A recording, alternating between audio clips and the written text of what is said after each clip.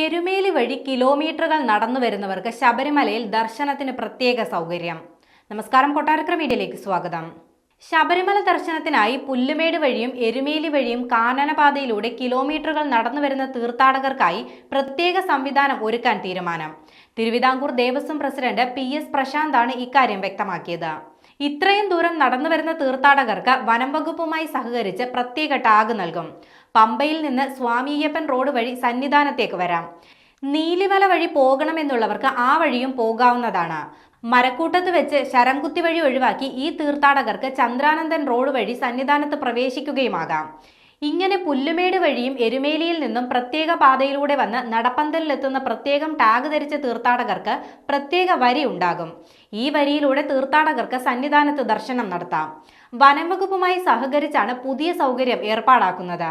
കാനനപാതയിലൂടെ വരുന്ന തീർത്ഥാടകർക്ക് പ്രത്യേക ടാഗ് നൽകേണ്ടത് വനം വകുപ്പാണ്. പുതിയ സംവിധാനം ഉടൻ നിലവിൽ വരുമെന്ന് പ്രസിഡന്റ് വ്യക്തമാക്കി.